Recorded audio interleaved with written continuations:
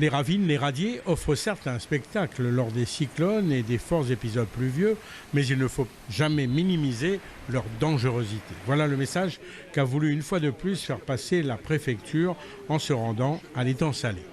Franchir une barrière, c'est prendre un risque absolument inconsidéré, donc on ne franchit pas une barrière. La nature est plus forte.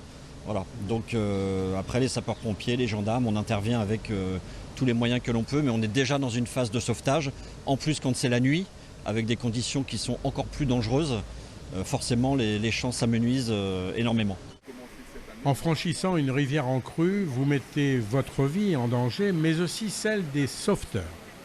Quand on intervient, et parfois à l'incompréhension de certaines familles, il y a un moment où il faut qu'on se retire pour notre propre sécurité. C'est-à-dire que pour une personne qui se met en danger elle-même et qui malheureusement parfois est emportée, eh bien, il y a 2, 3, 4, 10 gendarmes, sapeurs-pompiers qui s'exposent pour essayer de l'unir au secours.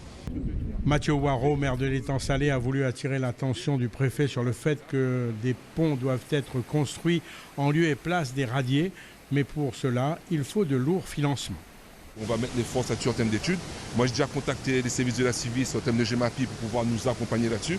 Maintenant, on verra bien sur les 12 et 18 prochains mois ce que dira l'étude là-dessus. Et il y a un soutien de l'État qui est apporté au département, notamment pour intervenir. Je disais aussi au maire qu'on a la possibilité de mobiliser des moyens dans le cadre de ce qui s'appelle le fonds vert.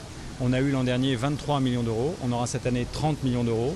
On ne pourra pas mettre les 30 millions d'euros pour traiter des radiers, mais on pourra mettre beaucoup d'argent sur ce qui permet de restituer l'écoulement de l'eau là où elle doit passer. Ce qu'il faut savoir, c'est que ces pluies incessantes ont rempli tous les bassins dans les ravines. Et de ce fait, ces dernières sont très vite en crue à la moindre averse.